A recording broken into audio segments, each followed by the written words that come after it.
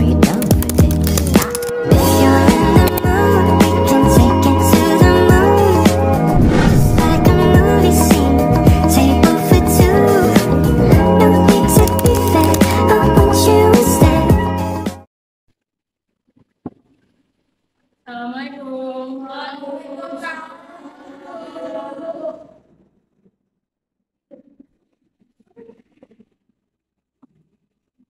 Boleh tolong ditutup pintunya?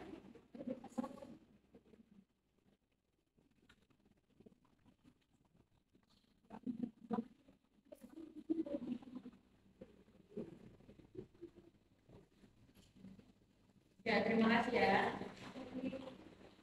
Selamat pagi semua. Pagi. Senang bisa bertemu dengan kalian semua di kelas ini. Gimana kabarnya? Baik. Sehat? Sehat. Udah pada sarapan belum nih? Belum. Kalau belum sarapan yang penting jangan lemes ya di pelajaran saya hari ini. Ini pertemuan pertama kita ya? Iya. Sebelumnya karena kita belum kenal satu sama lain, alangkah baiknya saya memperkenalkan diri saya. Perkenalkan, nama saya Elizabeth Jordina. Kalian bisa panggil saya Ibu atau Kang Sabet. Karena umur kita kayak masih seumuran kayaknya. Ya, Bu. Saya mahasiswa dari Universitas Indraprasta PGRI, program studi bimbingan konseling. Setelah kalian sudah mengenal saya juga harus mengenal kalian semua nih. Terlebih dahulu saya akan absen.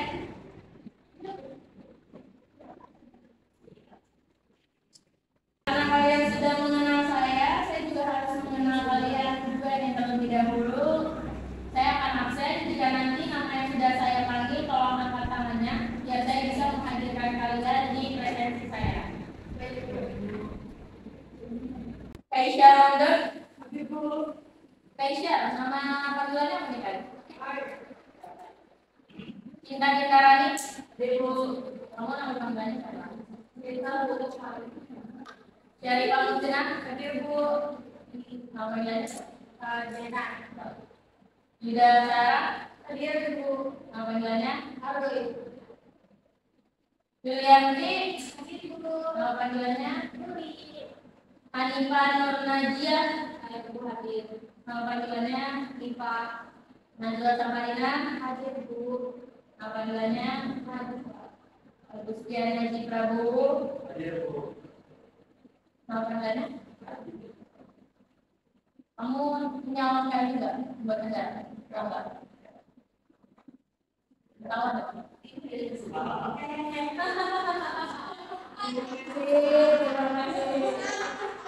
Sudah.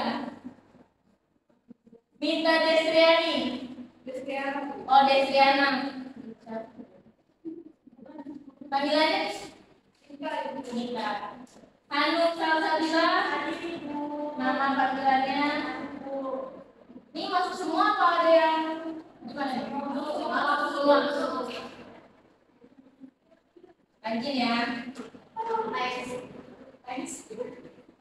Pada kesempatan kali ini saya akan menyampaikan materi tentang layanan orientasi. Di sini udah ada yang tahu belum layanan orientasi itu apa? Belum. Belum dicari tahu juga? Belum. Gak apa-apa.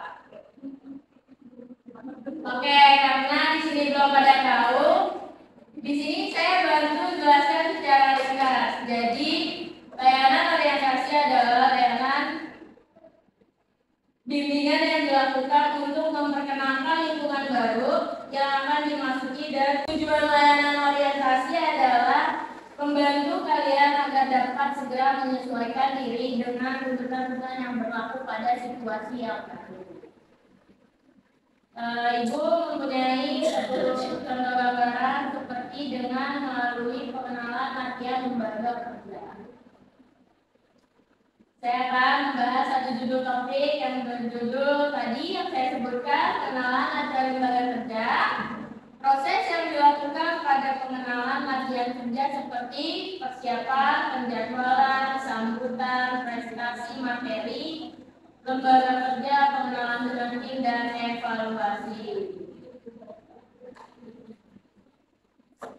Dan manfaat dari pengenalan lembaga kerja layanan orientasi mempercepat adaptasi, memungkinkan karyawan baru untuk lebih cepat beradaptasi dengan lingkungan kerja yang baru, kebijakan, prosedur, dan budaya perusahaan, meningkatkan produktivitas dengan memahami tugas dan tanggung jawab mereka dengan baik. Karyawan baru dapat menjadi lebih produktif lebih awal dalam pekerjaannya. Ini baca semua manfaatnya, nggak apa-apa.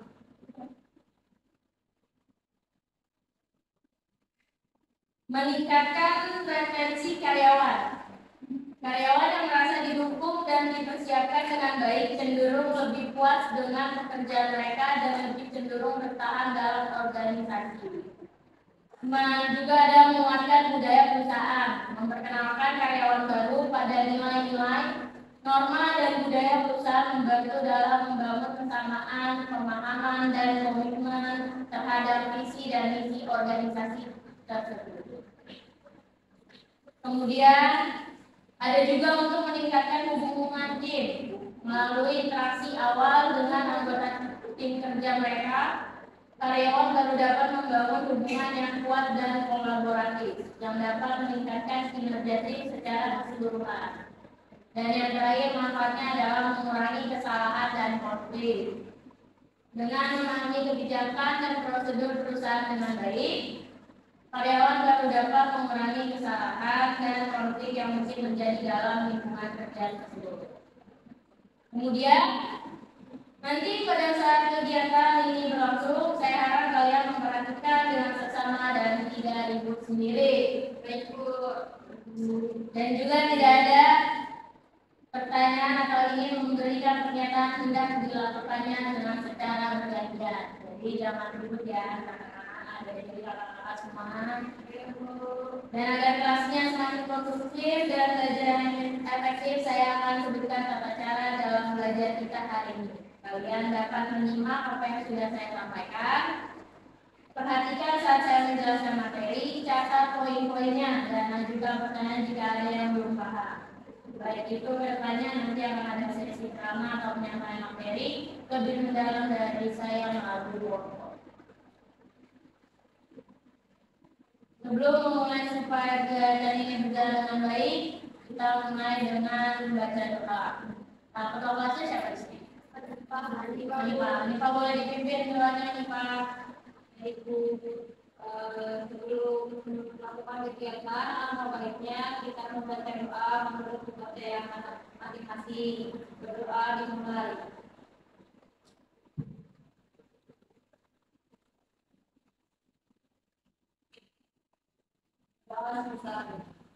Masya nih Pak. Dan kita mulai kegiatan ini dengan menjelaskan materi yang sudah saya sampaikan di PPT. Tolong dinyalakan siapa yang bisa dinyalakan? Ibu.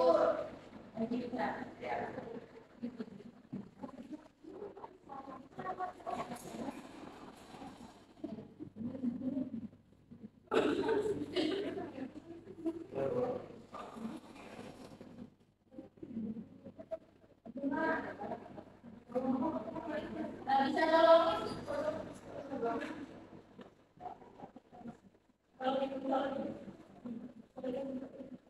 dan tangan saya nggak sedikit. Oh di sebelah sini.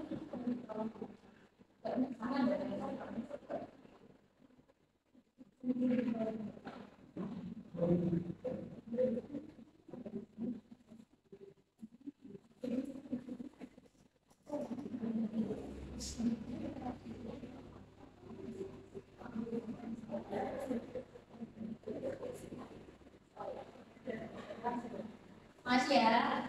Jangan saya ya. Iya Bu.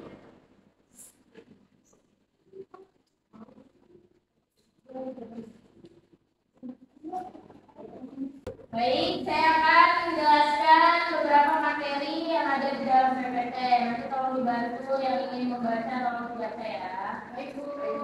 Baik Bu. Coba tolong siapa yang ingin membaca?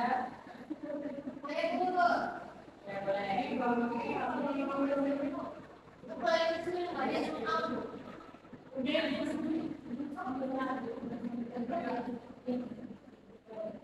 Udah, mulai udah.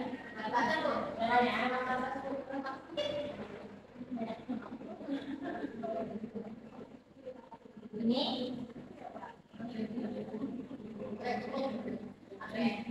Pilihan memasuki dunia kerja dan dunia industri. Bekerja merupakan suatu kebutuhan manusia. Dengan bekerja, manusia berharap akan dibawa kepada keadaan yang lebih baik dan memuaskan bagi dirinya. Pekerjaan adalah sebuah penghasilan, kesempatan untuk mengembangkan diri, serta kualitas diri. Misalnya untuk berbakti. Sebagai suatu kesempatan hendaknya pekerjaan tidak disia-siakan dan harus dilaksanakan dengan sebaik-baiknya.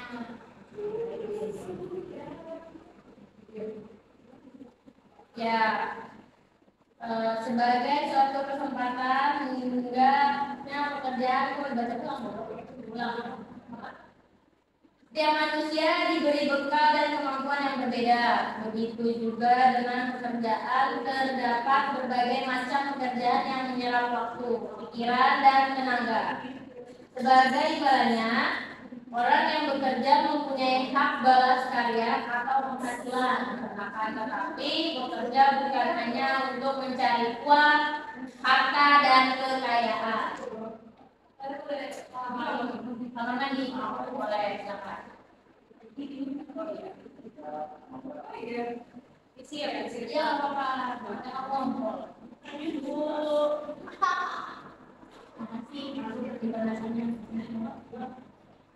Tadi yang sudah saya sebutkan bahwa bekerja juga bukan hanya untuk apa? Untuk apa? Untuk kayak gini. Uang, harta, dan kekayaan. Aja Bu. Harus memperkaya diri. Oh iya. Tapi kan kita pakai diri. Nggak apa-apa. Saya kesini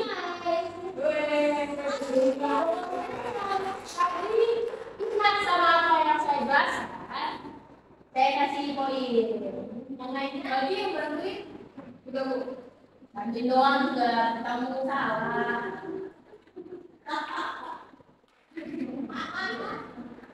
Nah, dari yang tadi sudah saya sebutkan, bekerja itu bukan hanya untuk mencari uang atau kekayaan, melainkan sebagai salah satu perwujudan iman kepada Tuhan.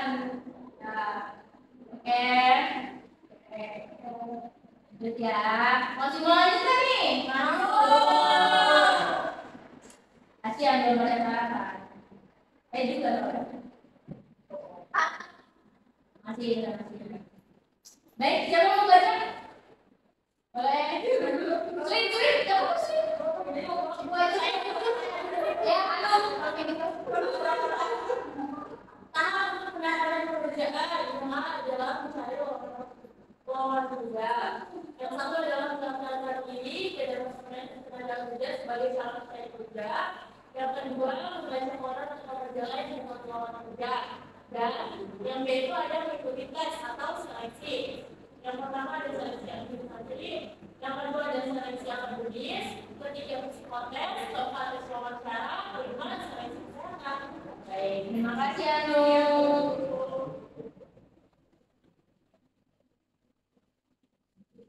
Aman ya? Aman. Terima kasih ya. Tadi yang pertama ada mencari lowongan kerja. Cari lowongan kerja itu ada beberapa hal yang harus diperhatikan dalam mencari dan memilih pekerjaan. Yang satu ada mendaftarkan diri ke Departemen Tenaga Kerja sebagai calon pencari kerja, bukan pencari jodoh ya. Cari kerja itu cari apa? Kan tidak semua. Betul, 50.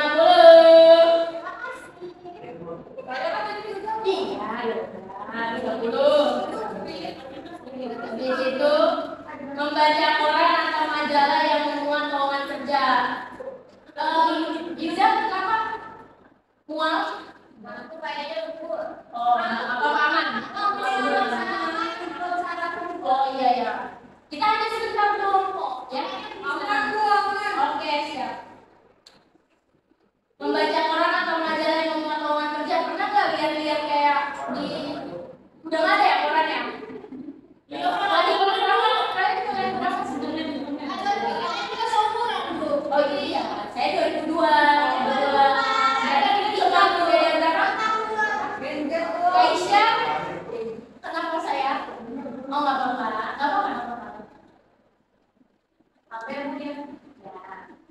Melihat informasi lowongan kerja melalui media elektronik seperti televisi, internet dan sebagainya. Jarang sekarang ya. Jarang itu. Adanya di televisi itu apa? Sinetron. Apa yang kalian tonton di televisi? Gak ada kan sekarang nggak ada. Azab.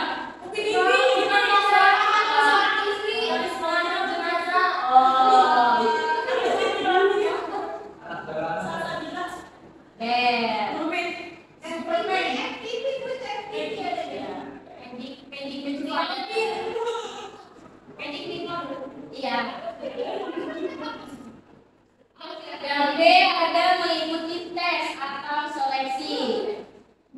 Tadi ada seleksi administrasi. Seleksi administrasi merupakan seleksi terhadap berkas yang dikirim. Kelengkapan berkas persyaratan yang diminta merupakan penentu kelulusan tes ini. Pada umumnya persyaratan yang diminta oleh penerima tenaga kerja adalah surat lamaran, fotokopi jasa, STTB, fotokopi KTP, surat keterangan catatan kepolisian atau apa? SK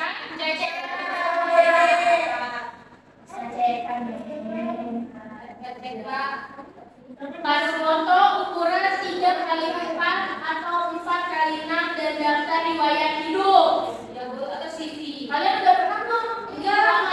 Udah. Kan kita masih SMK, Bu. Kita semua udah masih ada. SMK-nya kok? Iya. Tapi nanti kalau kalian kuliah kan harus punya CV. Ya. Iya. Tapi kalau kuliah fokus kuliah. Kalau kerja fokus kerja. Bisa nggak boleh kerja sambil kuliah?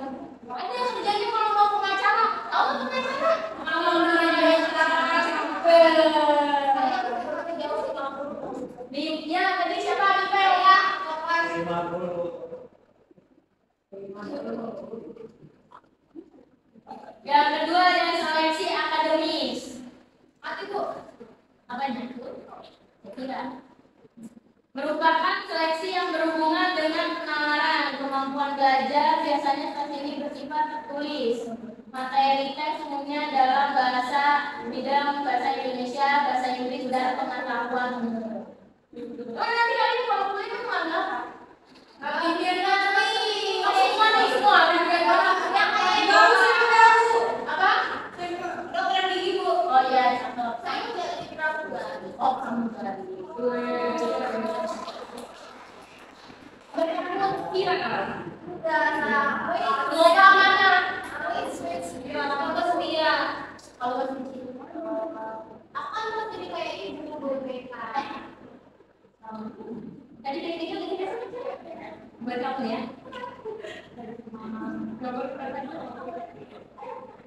Psikotes.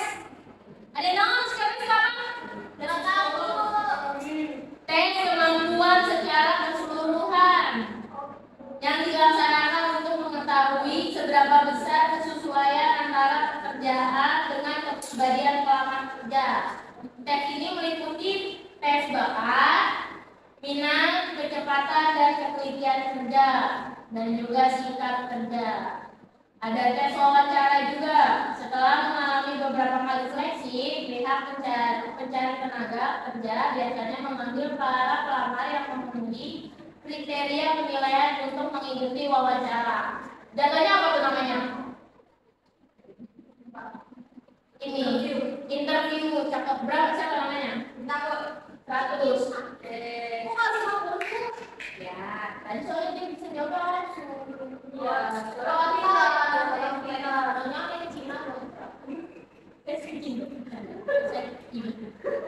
seleksi kesehatan atau tes fisik. Tes fisik ini dilaksanakan untuk mengukur sejauh mana kesesuaian secara fisik antara pelamar kerja dengan tuntutan pekerjaan. Biasanya tes ini meliputi tes penglihatan, pendengaran, keterangan fisik dan sebagainya. Ayo dibaca lagi. Selanjutnya siapa yang mau baca? Mbak Awa ya? Di sini ada terlihat melanjutkan studi ke pendidikan tinggi. yaitu dengan melanjutkan pendidikan perguruan tinggi, tentunya kesempatan memperoleh pekerjaan yang lebih baik akan semakin besar pula. Apalagi saat ini tidak bisa dipungkiri persaingan begitu ketat untuk mencapai pekerjaan. Perguruan tinggi yang tepat bukan berarti yang mahal dan terkenal, namun yang sesuai dengan minat, kemampuan akademis, serta kondisi sosial ekonomi. Di samping kredibilitas dari perguruan tinggi yang bersangkutan. Udah Bu. Oh ya,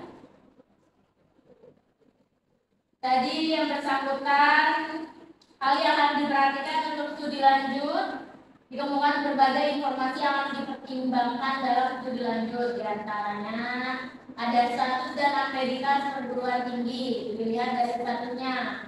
Perguruan tinggi dibagi dua, yaitu perguruan tinggi negeri atau PTN dan perguruan tinggi swasta atau PTS. Perguruan tinggi negeri adalah perguruan tinggi yang dikelola oleh pemerintah, baik di bawah Departemen Pendidikan Nasional maupun di bawah departemen lain milik pemerintah. Dan kalau yang swasta untuk yang dikelola oleh perseorangan atau kelompok atau yayasan tertentu. Yang keduanya juga ada jalur jenjang pendidikan dan bentuk perguruan tinggi. Ada dua jalur pendidikan tinggi di Indonesia, yaitu jalur akademik dan jalur profesional. Jalur akademik biasa disebut dengan jenjang sarjana atau S1. Di sini ada yang mau S1 apa cuma D3? Saya pakai S3, Bu. Oh, hebat. Master? Iya. Semoga nanti kamu sampai S3 ya, Diva. Amin. Cuma Diva doang? Yang lain tuh nggak lanjut ya. Untuk saya itu. Apapun yang kalian pilih nanti semoga bisa berguna untuk masa depan kalian ya. Amin. Dan yang ketiga dari sistem penerimaan mahasiswa. Setiap perguruan tinggi mempunyai cara tersendiri dalam menjaring mahasiswanya. Secara garis besar sistem penerimaan mahasiswa baru di perguruan tinggi negeri dilaksanakan secara non-tes atau penelusuran bakat, minat, dan kemampuan. Dan tes ujian saringan masuk yang diselenggarakan oleh perguruan tinggi yang bersangkutan. Dan ada juga perguruan tinggi kedinasan. Perguruan tinggi kedinasan adalah perguruan tinggi di bawah departemen lain selain Departemen Pendidikan Nasional. Umumnya lulusan perguruan tinggi kedinasan langsung terikat dengan departemen bersangkutan sehingga banyak yang bisa langsung mendapat pekerjaan tanpa harus S1. Assalamualaikum warahmatullahi wabarakatuh.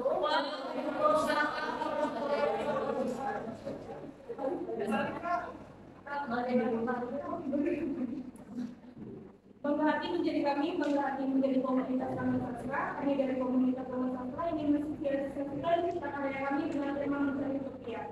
Pada acara ini kami mempersembahkan sebuah karya dengan lapak pada contoh lari. Lalu kami akan melanjut dua buku, yang pertama ada bukuan sologi puisi dan yang kedua ada bukuan sologi cerpen. Karena itu untuk membantu kelancaran kegiatan kami memberikan partisipasi dan bantuan kepada teman-teman yang mahasiswa untuk membayar stiker kami dengan harga simulasi. Lalu akan ada pembacaan puisi oleh teman kami, disilakan. Saya akan membacakan puisi karya saya sendiri yang berjudul Ada Cinta di Sebungkus Es Krim. Ada cinta di sebungkus es krim. Nikmatilah aku, buka saja yang menyelimuti. Pelan-pelan saja, tak perlu kau terburu-buru. Nikmatilah aku sudah menjadi milikmu. Jangan malu-malu, bibit dulu saja bagian atasnya. Nikmatilah aku, kau tak perlu ragu-ragu. Puaskanlah dirimu, jangan biarkan tersisa sedikit pun. Nikmatilah aku, jangan engkau sia-siakan. Rasakan juga bagian bawahnya. Aku sudah mulai mencair. Terima kasih.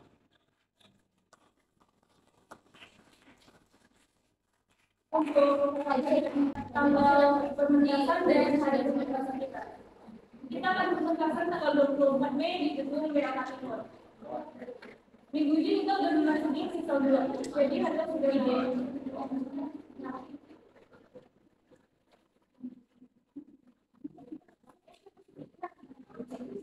Sedikit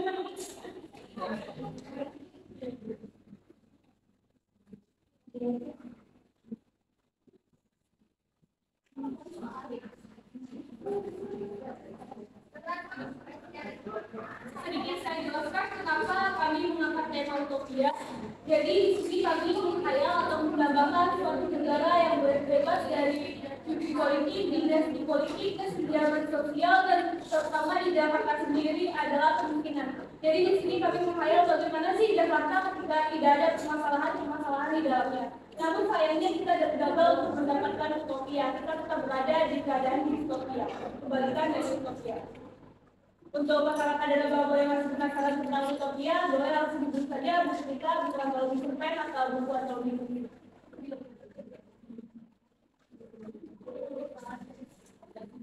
Sebelumnya, apakah ada pertanyaan sekitar siapa, visi atau berapa? Boleh saja. Ini dari jurusan apa ya? Kita jurusannya di sini satu ada di kafe, ada di Bahasa Indonesia, di desa. Jadi komunitas anggota di bawah. Apakah masih ada yang lain? Sebelumnya, mohon maaf kalau tidak mengganggu waktu ada bapak. Terima kasih atas waktu dan perhatiannya. Kami tutup. Assalamualaikum warahmatullahi wabarakatuh.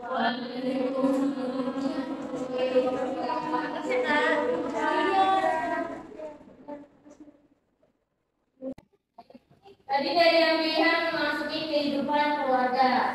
Ya, orang yang sudah berumah tangga secara otomatis sudah dianggap dewasa, walaupun secara usia masih belia. Tadi yang disebut tuh yang pernikahan muda. Berbagai macam tanggung jawab ekonomi, sosial, moral akan dibebankan kepada diri sendiri. Kalau yang memilihnya mau nikah muda. Anda dituntut untuk dapat memberi nafkah apabila Anda laki-laki. Jadi kalau misalkan kalian punya suami terus gak pernah kasih nafkah, mendingan cerai. Tapi ada nggak solusinya? Ada loh. Selain menceraikan. Nah, yang ini didaftarkan iya, boleh ke konselor, boleh. Atau juga kan mungkin kalian mendingan kerja juga kan? Jadi kalian gak perlu lah bergantung dengan orang. Cuman ya kalau udah suami ya harus wajib. Nah, berarti gimana dari dosa kan ditanggung suami. Saya kalau punya suami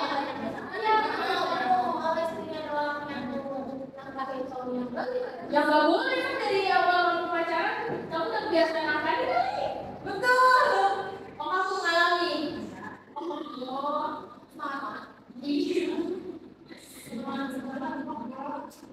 Dan apabila Anda perempuan, di samping itu lingkungan dan keluarga akan menuntut Anda untuk bertanggung jawab layaknya orang dewasa, baik secara ekonomi, sosial, etika, dan moral.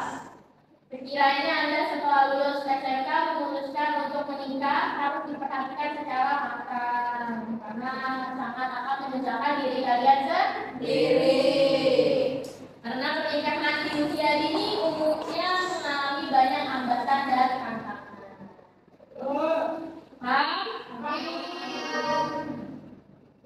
Baik. Sudah selesai materi yang sudah saya jelaskan.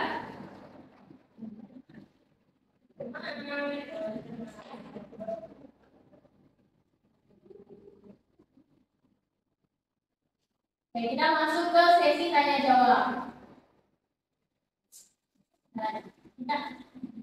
Kita tanya jawab. Ya, satu, dua, tiga. Kita akan memasuki sesi tanya jawab ya. Ini ada yang mau ingin bertanya? Ibu, minimal 3 orang ya? Maksimal. Ya boleh. Karena pengenalan pelatihan dapat membantu karyawan baru beradaptasi dengan gaya perusahaan, Bu.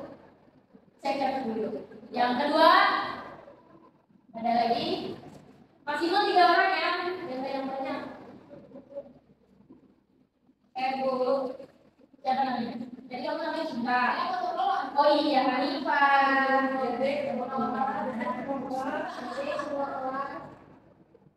Saya menanya Bu, apa yang harus dilakukan jika ada karyawan yang menghadapi kesulitan dalam proses pengenalan laki-laki lembaga kerja?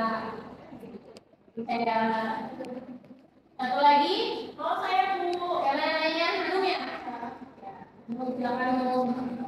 bagaimana peran komunikasi dalam memastikan keberhasilan pengenalan laki-laki lembaga kerja? Jadi pertanyaan Cinta saya jawab ya. Jadi pengenalan laki-laki dapat membantu karyawan baru beradaptasi dengan budaya perusahaan melalui ada beberapa cara. Yang pertama adalah pemahaman nilai dan norma.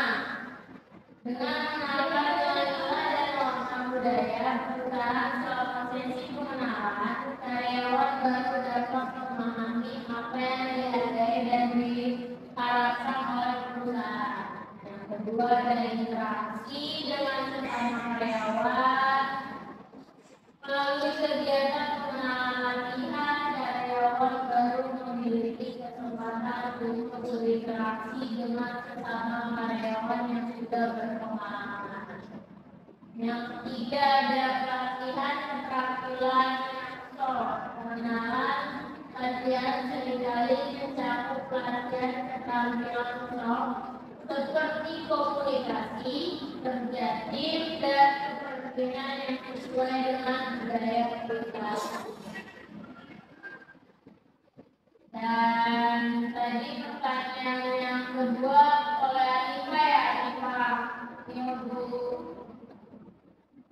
Jika ada karyawan yang menghadapi kesulitan dalam proses pengenalan latihan di lembaga kerja, akan mendapatkan apa-apanya. Satunya adalah memberikan dukungan dan bimbingan tambahan kepada karyawan tersebut. Yang kedua, menyediakan kesempatan bagi karyawan untuk berbicara dengan mentor atau atasan mereka tentang masalah yang dihadapi. Yang ketiga, menyesuaikan program pengenalan latihan sesuai dengan kebutuhan individu karyawan tersebut. Pertanyaan yang ketiga oleh Hanum. Ya Bu, Peran komunikasi dalam memastikan keberhasilan pengenalan latihan di lembaga kerja ya Hanum ya? Tadi pertanyaannya. Itu adalah menyampaikan informasi yang jelas, komunikasi yang efektif, memastikan bahwa informasi tentang program pengenalan latihan, tujuan dan prosedur tersampaikan dengan jelas kepada karyawan baru. Yang kedua, memfasilitasi pertanyaan dan diskusi. Komunikasi yang terbuka memungkinkan karyawan untuk bertanya, berbagai pemikiran dan diskusi masalah yang mungkin timbul selama proses pengenalan latihan. Itu dia jawabannya ya. Semua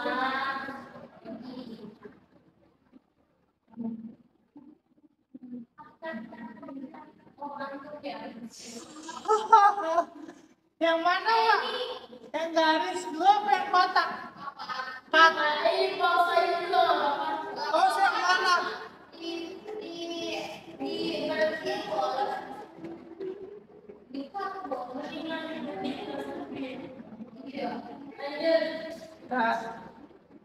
Oke, selanjutnya saya akan memberikan lembar instrumen penilaian. Nanti kalau diisi ya, mau berapa menit? 50 kebanyakan. Jangan doang ini biar aja saya dulu.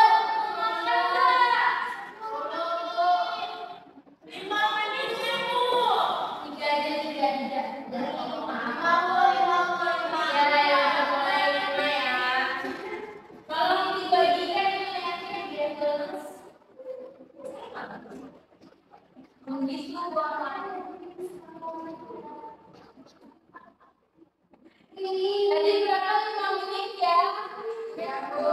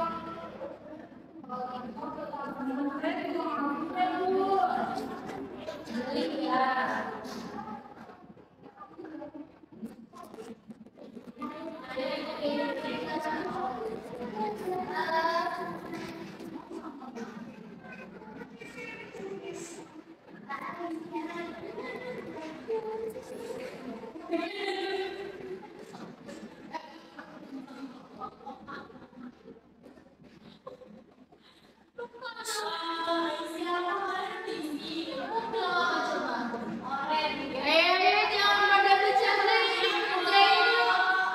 Kerjain. Nggak boleh ngasal tuh. Ini nggak boleh. Oke,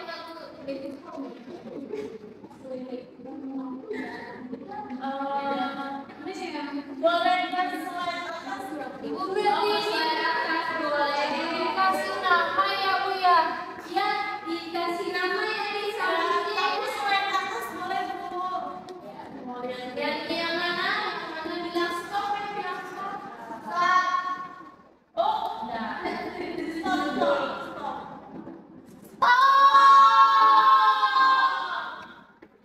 Sudah. Sama-sama ya Bu ya. Iya Bu, dan juga jangan lupa.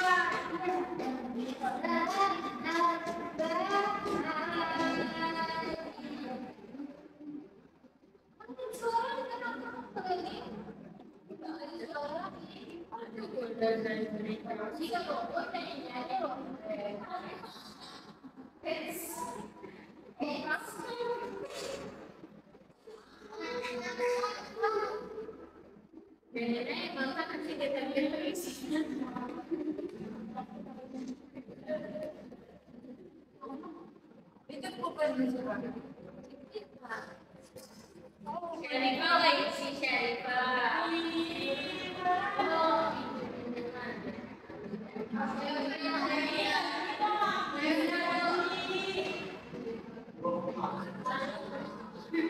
Nggak boleh malas. Ya.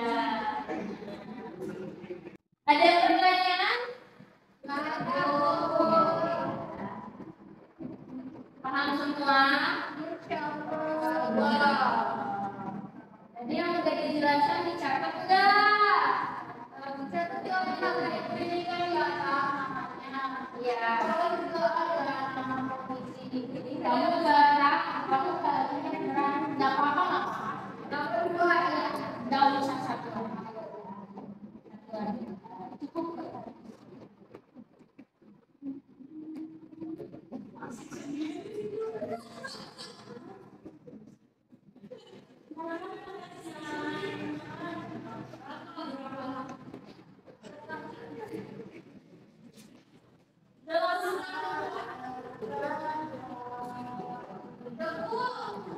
Sudah ya?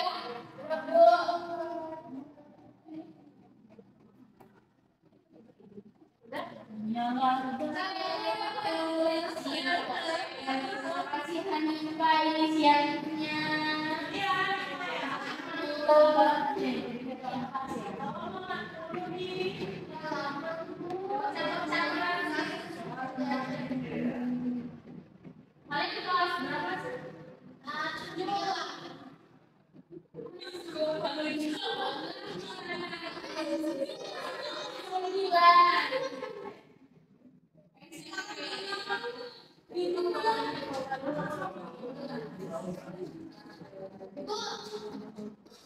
Ini Bu. Oh ya, terima kasih ya Kak. Kalian kelas berapa sih? Kelas 12 Bu. Oh, kelas 12. Ya, itu. Ya, jualan. Oh, ya kenapa saya jual? Kira-kira dari muka saya nanti warnanya jadi apa? Dewasa ini ya Pak, jadi jadi sukses ya Bun. Iya, sukses. Yang bisa menyukseskan orang tua. Membahagiakan diri sendiri. Tidak bergantung kepada orang lain.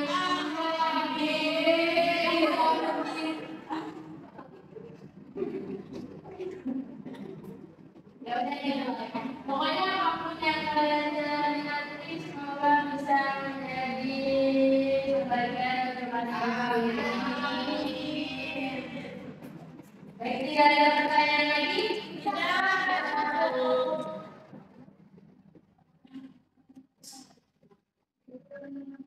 Baik, teman-teman tadi sudah dijelaskan materi-materi yang sudah saya berikan. Saya akan memberikan kesimpulan.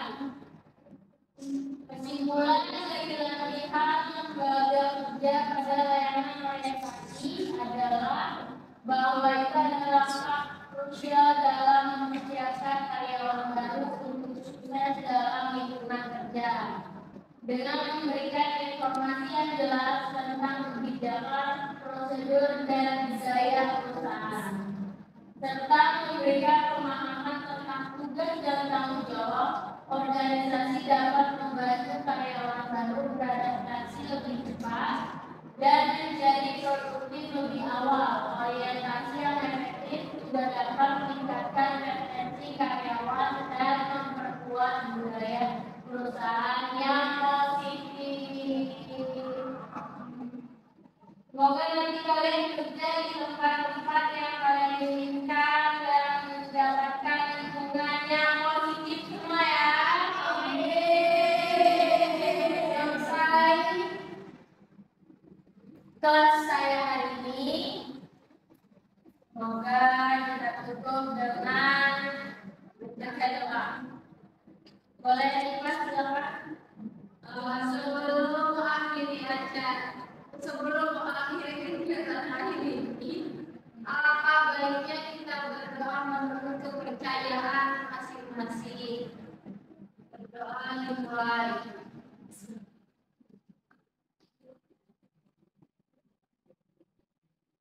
Doa selesai. Terima kasih ya anak-anak.